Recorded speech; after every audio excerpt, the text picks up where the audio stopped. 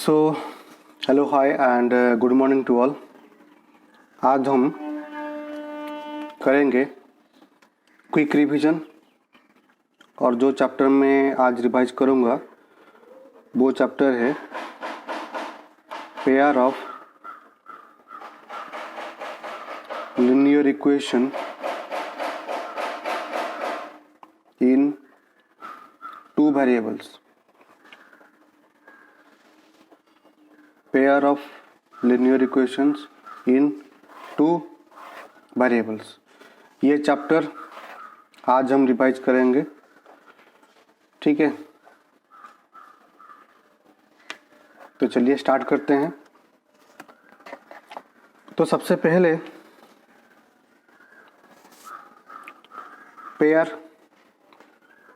Pair का मतलब होता है टू, लिनियर का मतलब होता है डिग्री 1, इक्वेशन का मतलब होता है इक्वल टू 0 और वेरिएबल है x, y, a, b, कोई भी अननोन क्वांटिटी हम उसे कहेंगे वेरिएबल। कोई अगर कुछ अननोन क्वांटिटी अगर होगा उसे ही हम कहेंगे वेरिएबल, ठीक है। तो हम यहाँ पे पढ़ेंगे pair of linear equation in two variable. तो ये रिवीजन क्लास है, तो मैं ये मान के चलूँगा कि आप लोग पहले कुछ ना कुछ पढ़ के आए होंगे, ठीक है। तो general formula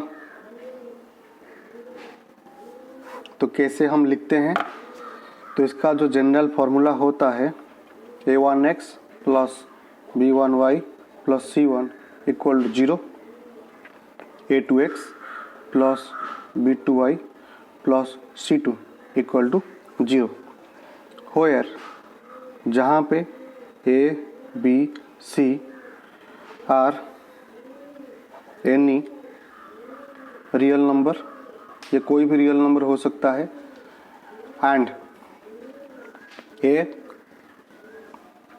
B not equal to 0। A और बी की वैल्यू कभी 0 नहीं होनी चाहिए, ठीक है। अगर ये 0 हो जाएगी तो क्या होगा अभी देखिए, मैंने यहाँ पे अगर कोई इक्वेशन लिखा a1x plus b1y plus c1 equal to 0 और दूसरा इक्वेशन लिखा a2x plus b2y plus c2 equal to 0। अभी मान लीजिए मैंने a1 को 0 कर दिया और b2 को अगर 0 कर दिया तो क्या होगा, तो ये मेरा 0x plus b1y plus c1 equal to में 0 आएगा। उसके बाद a2x plus 0y plus c2 equal to में 0 आएगा। तो ये पार्ट तो 0 हो गया, तो सिर्फ यही बचेगा b1y plus c1 equal to 0।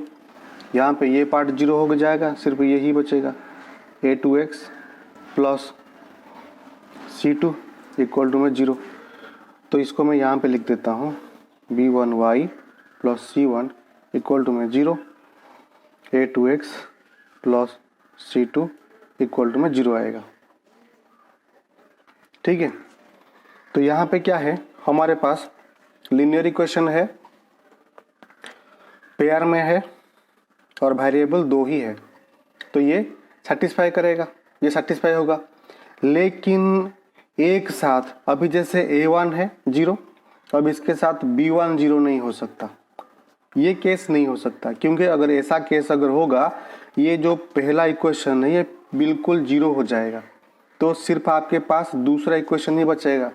तो यहाँ पे तो 2 वेरिएबल तो होंगे, लेकिन ये पेयर नहीं हो पाएगा, क्योंकि जो ऊपर वाला जो पेयर है ये 0 हो जाएगा, ठीक है। तो हमने यहाँ पे देखा कि ऐसा कंडीशन हो सकता है, लेकिन एक साथ a1 और b1 एक साथ 0 नहीं हो सकते, ठीक है। चलिए फिर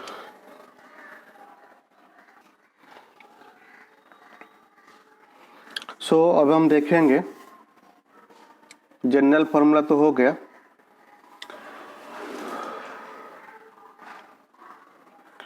अभी जैसे यहाँ पे मैंने एक इक्वेशन लिखा 7x plus 5y plus 12 equal to 0, और इक्वेशन नंबर 2 लिखा 4x plus 9y plus 15 equal to में 0। तो अगर कोई ऐसा सवाल आपके सामने आता है तो ऐसे सवाल पे आप सबसे पहले क्या करोगे? सबसे पहले A1, A2, B1, B2 और C1, C2 की वैल्यू आप सबसे पहले लिखेंगे। तो यहाँ पे AX तो A की वैल्यू 7, BY B की वैल्यू 5, C1 C की वैल्यू 12, A2X A की वैल्यू 4, B2Y B2 की वैल्यू 9, C2 C2 की वैल्यू 15। ठीक है, तो ये हमें ध्यान से लिखना पड़ेगा। ठीक है, देन चलिए फिर आगे बढ़ते हैं।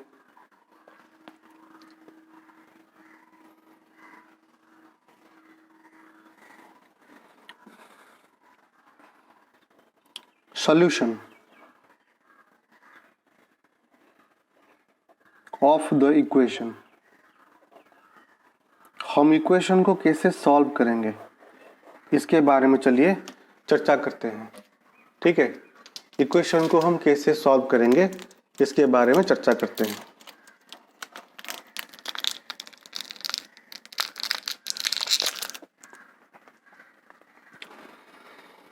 सॉल्यूशन का मतलब होता है x एंड y की कोई ऐसी वैल्यू आपको निकालना है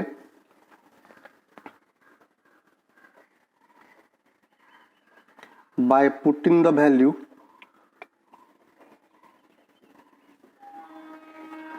our equations equal to 0। आपको x और y की कुछ ऐसी वैल्यू आपको निकालना पड़ेगा जिसको अगर आप इक्वेशन में डालोगे तो आपका इक्वेशन जो है 0 हो जाए। ठीक है, तो हम अब निकालेंगे सॉल्यूशन निकालेंगे। तो सॉल्यूशन निकालने के लिए हमारे पास दो तरीके होते हैं। एक है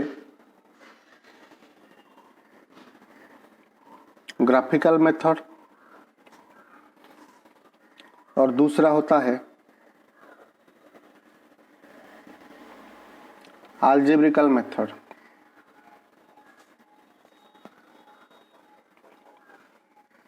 ग्राफिकल मेथड और अलजेब्रिकल मेथड। तो सबसे पहले हम ग्राफिकल मेथड का डिस्कशन करेंगे। A1 upon A2 not equal to B1 upon B2। तो इस केस में हमें सॉल्यूशन मिलेगा, 1 सॉल्यूशन मिलेगा और जो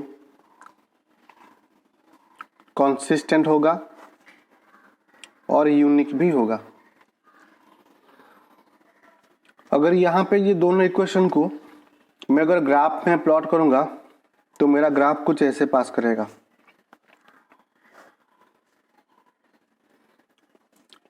x डैश y डैश, और जो मेरा सॉल्यूशन होगा, जो दो ग्राफ हैं ये कुछ ऐसे पास करेंगे। ये इक्वेशन 1 और ये इक्वेशन 2।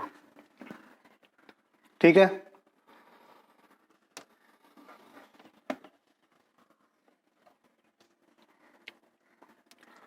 तो नेक्स्ट हम देखेंगे ग्राफिकल मेथड। तो हम देखने पहले अगर A1 upon A2 not equal to B1 upon B2 होता है तो सॉल्यूशन होगा, सिर्फ 1 सॉल्यूशन आपको मिलेगा जो कंसिस्टेंट होगा और यूनिक होगा। ठीक है, अब देखेंगे केस 2, केस सेकेंड।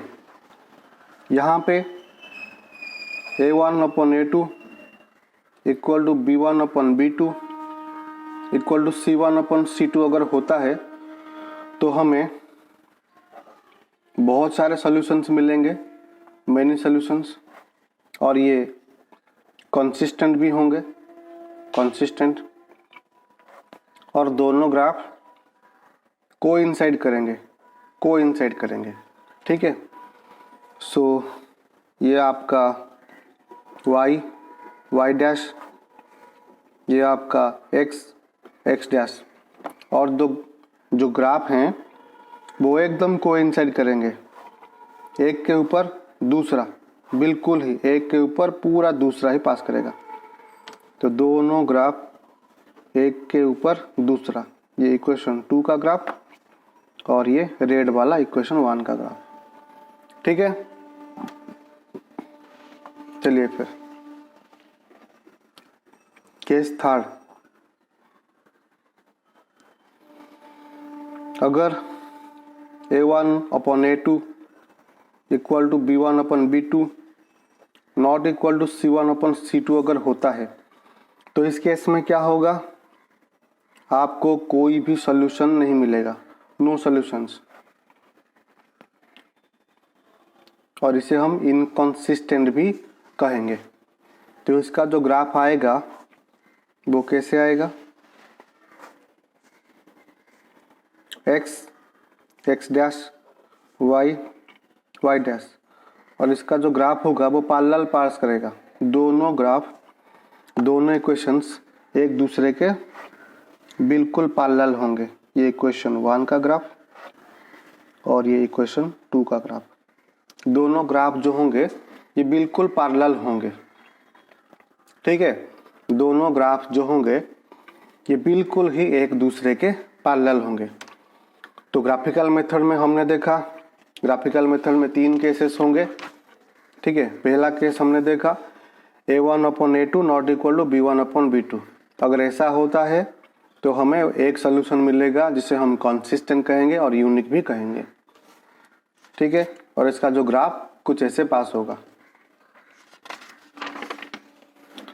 और केस नंबर सेकेंड में हमने देखा यहाँ पे A1/A2 B1/B2 C1/C2 ये सब इक्वल होंगे। अगर ऐसी स्थिति अगर आती है तो यहाँ पे हमको मेनी सॉल्यूशंस मिलेंगे, ये कंसिस्टेंट होगा और दोनों इक्वेशंस कोइंसाइड करेंगे ऐसे, एक के ऊपर दूसरा। अब मान लीजिए ये ब्लू वाला इक्वेशन 1 है तो रेड वाला इक्वेशन 2, ऐसे एक के ऊपर एक। केस फर्स्ट में दोनों इक्वेशन इंटरसेक्ट करेंगे, केस 2 में दोनों इक्वेशंस एक दूसरे के ऊपर कोइंसाइड करेंगे, और केस थर्ड में दोनों इक्वेशंस एकदम पैरेलली पास करेंगे। क्लियर? सो यहाँ पे केस थर्ड भी देख लीजिए, A1/A2 equal to B1/B2 not equal to C1/C2, ठीक है। चलिए एग्जाम्पल की हेल्प से हम थोड़ा और डिटेल में देखेंगे। तो मान लीजिए मैंने यहाँ पे एक इक्वेशन लिखा 4x + 2y + 5 3x + 5y - 9। अब क्वेश्चन में हमें ये सवाल पूछा है कि आप इसे ग्राफिकली सॉल्व करेंगे, आप इसको ग्राफिकली सॉल्व करेंगे। तो हम कैसे करेंगे इसे, तो जैसे कि मैंने आपको पहले कहा था, सबसे पहले A1 की वैल्यू, A2 की वैल्यू, B1 की वैल्यू, B2 की वैल्यू, C1 की वैल्यू और C2 की वैल्यू आप पहले लिखेंगे। अब देखिए A1/A2 कितना आया आपका 4/3, B1/B2 कितना मिला 2/5। क्या ये दोनों वैल्यू सेम है? नहीं है। तो मतलब A1/A2 not equal to B1/B2। तो इस केस में आपको सिर्फ और सिर्फ एक ही सॉल्यूशन मिलेगा। क्लियर है? कोई प्रॉब्लम यहाँ तक नहीं होनी चाहिए। अब दूसरा एग्जांपल लेते हैं केस सेकंड के लिए। अब यहाँ पे मैंने एक इक्वेशन लिखा 2x + 4y + 9 8x + 16y + 36। तो यहाँ पे मैं सबसे पहले क्या करूँगा, A1 2, A2 8, B1 4, B2 16, C1 9, C2 36। सो अभी A1 अपॉन A2 2 अपॉन में 8 कैंसिल करूँगा तो 1 अपॉन में 4 आएगा। B1 upon B2 4 upon 16 cancel करूँगा तो 1 अपॉन 4 आएगा। C1 upon C2 9 upon 36 cancel करूँगा तो 1 अपॉन 4 ही आएगा। तो मुझे तीनों ही केस में 1 अपॉन 4 ही मिला। So A1 upon A2 equal to B1 upon B2 equal to C1 upon C2। तो ये तीनों वैल्यू इक्वल आ गए। अगर इक्वल आएंगे तो मेरा जो ग्राफ में दोनों इक्वेशन को अगर मैं ग्राफ में प्लॉट करूंगा तो दोनों इक्वेशन क्या होंगे, कोइंसाइड कर जाएंगे। तो जिससे हमें मेनी सोल्यूशन, ढेर सारे सोल्यूशंस हमको देखने को मिलेगा। ठीक है, तो इक्वेशन केस थर्ड का एक एग्जाम्पल लेके हम उसे समझते हैं। 4x plus 7y plus 2, 16x plus 28y plus 3 equal to में 0 इक्वल टू में 0। सो यहाँ पे A1 4, A2 16, A1 upon A2 4 upon 16, that is 1 upon 4। B1 upon B2, B1 7, B2 28 cancel करूँगा 1 upon 4। C1 upon C2, C1 2, C2 3, तो 2 upon में 3। तो यहाँ पे आप देखो आपका A1 upon A2 1 upon 4, B1 upon B2 1 upon 4 and C1 upon C2 2 upon में 3। तो A1 A2 B1 B2 equal आ गए, लेकिन C1 C2 नॉट इक्वल। तो इसका मतलब ये है यहाँ पे आपको कोई भी सोल्यूशन नहीं मिलेगा। ये दोनों इनकंसिस्ट होंगे और पैरेलल भी होंगे। क्लियर है यहाँ तक? तो ये आपका ग्राफिकल मेथड आपका यहीं पे समाप्त होता है। तो नेक्स्ट हम देखेंगे अलजेब्रिकल मेथड। ठीक है, अब हम देखेंगे अलजेब्रिकल मेथड। अब हम देखेंगे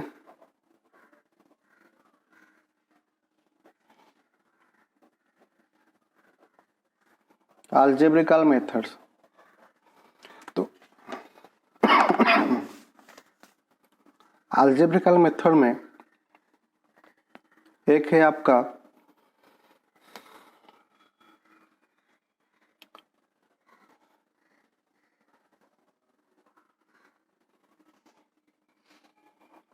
एलिमिनेशन मेथड, फिर सब्स्टिट्यूशन मेथड, फिर क्रॉस मल्टीप्लिकेशन मेथड। ठीक है, एलिमिनेशन और सब्स्टिट्यूशन मेथड का कोई फॉर्मूला नहीं है, लेकिन क्रॉस मल्टीप्लिकेशन मेथड का एक फॉर्मूला है, जिसे मैं यहाँ पे लिख देता हूँ। ये x, ये y, ये 1 लिख दिया। बीच में इक्वल साइन को डाल दिया। BC, BC, CA, CA, AB, AB, minus का साइन बीच में डाल दिया। ठीक है, x, y 1 डिवाइड का मार्क दे दिया, साइन दे दिया, बीच में इक्वल साइन लगा दिया। सो पहले में नीचे BC, दूसरे के नीचे में CA और तीसरे के नीचे में AB। 1 2 2 1 1 2 2 1 1 2 2 1। जब मैं x की वैल्यू निकालूंगा तो y को हाइड कर दूंगा, जब y की वैल्यू निकालूंगा तो x को हाइड कर दूंगा। ठीक है, तो यहाँ पे मान लीजिए मैं x की वैल्यू निकाल रहा हूँ तो y को हाइड कर दूंगा। तो x is equal to B1 C2 minus B2 C1 1 upon A1 B2 minus A2B1। अगर क्रॉस मल्टीप्लाई करूँगा तो क्या होगा, x into A1B2 minus A2B1 equal to B1C2 minus B2C1। So x मेरा आ जाएगा B1C2 माइनस B2C1 डिवाइडेड में A1B2 minus A2B1। ठीक है। और जब y की वैल्यू निकालूंगा तो x को हाइड कर दूंगा, तो यहाँ पे y upon C1A2 minus C2A1 is equal to 1 upon A1B2 minus A2B1। अगर क्रॉस मल्टीप्लाई करूँगा तो मुझे मिलेगा y into A1B2 minus A2B1 equal to C1A2 minus C2A1। और y की वैल्यू मेरी आ जाएगी C1A2 minus C2A1 equal to में A1B2 माइनस A2B1। तो ये मेरी y की वैल्यू।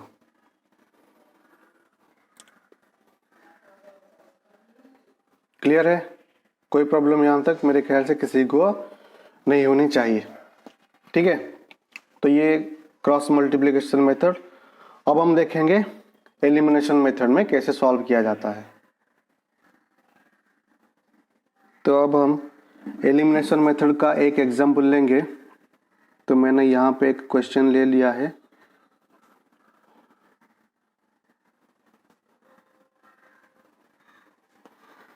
तो एग्जाम में आपको ये पूछेगा, आप इसे एलिमिनेशन मेथड में सॉल्व कीजिए।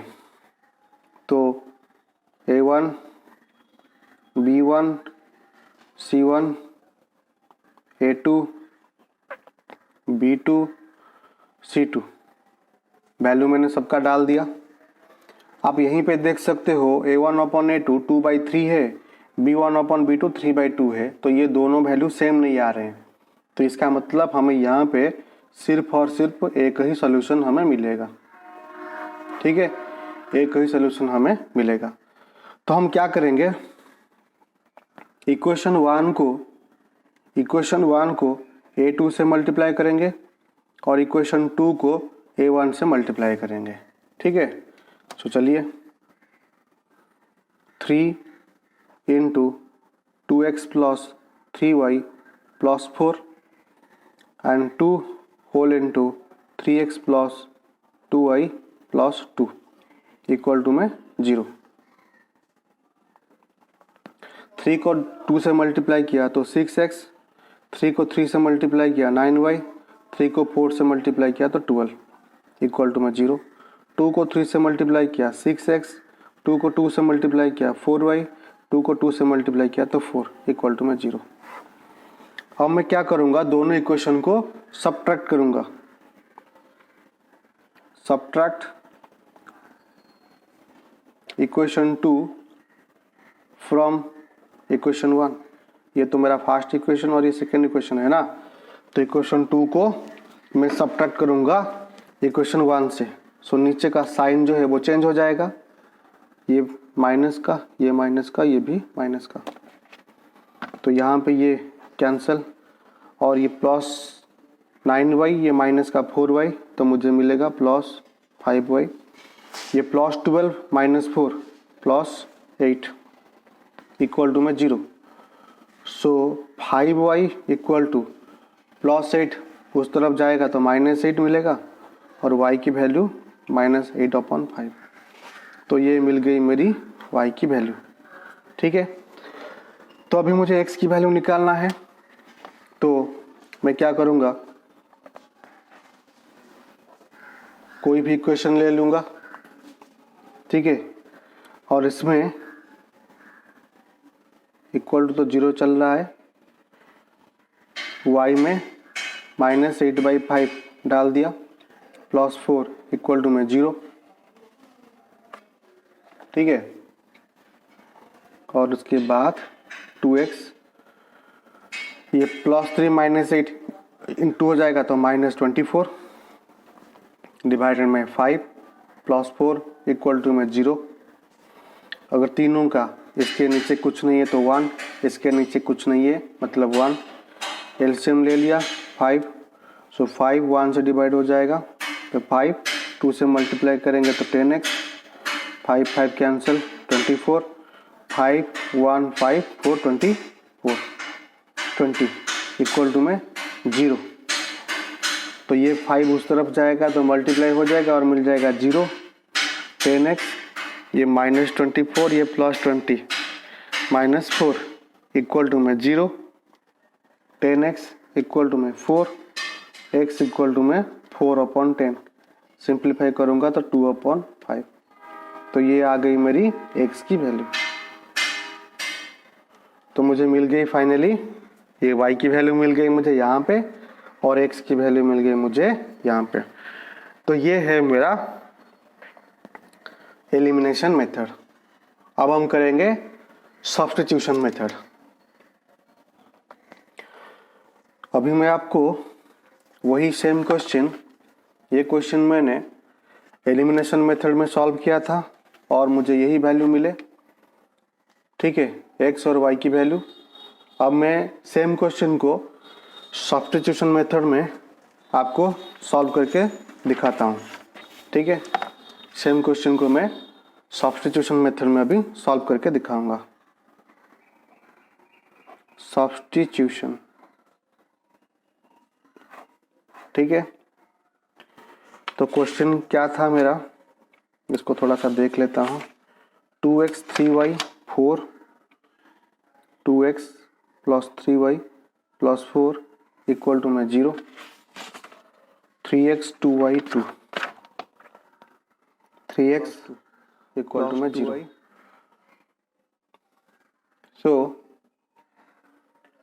यहाँ पे a1 2, a2 3, b1 3, b2 2, c1 4, c2 2, ठीक है। तो मैं क्या करूँगा, सबसे पहले दोनों में से कोई एक इक्वेशन को मैं पहले पकड़ूंगा। 2x + 3y + 4 इक्वल टू में 0। इसी इक्वेशन से मैं x की वैल्यू निकालूंगा।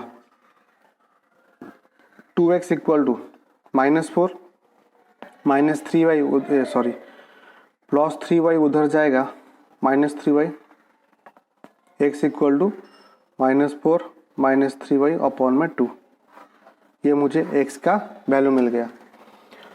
अब x की वैल्यू मैंने कौन से इक्वेशन से निकाला था, इक्वेशन फर्स्ट से मैंने निकाला है। अब x की यही वैल्यू मैं पुट करूंगा सेकेंड इक्वेशन में। यहाँ पे आप बात को ध्यान रखेंगे, x की जो वैल्यू आप इक्वेशन 1 से निकाले हैं उसी वैल्यू को इक्वेशन 1 में मत डालिएगा, वरना ये आपका गलत हो जाएगा। आपने इक्वेशन 1 से निकाला है और इसी वैल्यू को इक्वेशन 2 में आपको डालना है, ठीक है। तो इक्वेशन 2 आपका है 3x + 2y + 2 इक्वल में 0। That implies 3 × -4 -3y/2 + 2y + 2 equal में 0। 3 4 जा -12, 3 3 जा -9y/2 + 2y + 2 इक्वल में 0। अब इसके नीचे 1, इसके नीचे 1, तो एलसीएम लेके इसे सॉल्व करते हैं। 2 से 2 कैंसिल, -12 -9y, 2 को 2y से मल्टीप्लाई करूंगा तो 4y, 2 को 2 से मल्टीप्लाई करूंगा तो 4 इक्वल में 0। 0 के नीचे कुछ नहीं है तो 1 है, तो ये उस तरफ जाके मल्टीप्लाई हो जाएगा और 0 के साथ मल्टीप्लाई होने पर 2 0 हो जाएगा। और यहाँ पे ये -9y, ये 4y सब्ट्रैक्शन करूँगा तो मुझे मिलेगा -5y, ये -12 प्लस का 4, ये मुझे मिलेगा -8 इक्वल में 0। सो -5y, -8 उधर जाएगा तो +8 हो जाएगा और y = 8/-5। ये मुझे y का वैल्यू मिल गया। अब इसी y की वैल्यू में क्या करूँगा, यहाँ पे इस x में पुट कर दूंगा तो क्या मिलेगा, थोड़ा ध्यान से आप देखिए इसे, ठीक है। x is equal to -4 - 3 into -8/5 divided by 2। x is equal to -4 -3 - 8 multiply हो जाएगा तो प्लस का 24 अपॉन में चल रहा है 5 divided by 2। x is equal to LCM यहाँ पे 5 4 जा माइनस का 20 plus 24 divided by 2। x is equal to ये सब्ट्रैक्ट हो जाएगा तो मिलेगा 4 अपॉन में 5 divided by 2। x is equal to 4 upon में 5 इंटू 1/2।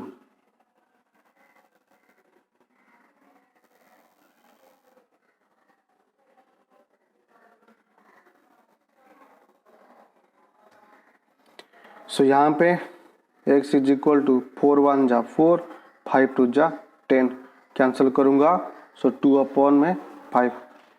तो ये मुझे मिल गया x की वैल्यू और y की वैल्यू। x मुझे मिला 2 अपॉन में 5, y मुझे मिला -8/5। और आप यहाँ पे देख सकते हो मुझे y की वैल्यू -8/5 मिली थी और x की वैल्यू 2 अपॉन में 5 भी मुझे मिला था। ठीक है, तो ये ख़त्म हो गया आपका पेयर ऑफ लीनियर इक्वेशन का जो रिवीजन, जो क्विकेस्ट रिवीजन था, अब ये ख़त्म हो गया। तो मिलेंगे जल्दी से एक नए चैप्टर में। तब तक के लिए keep learning and be safe. Bye.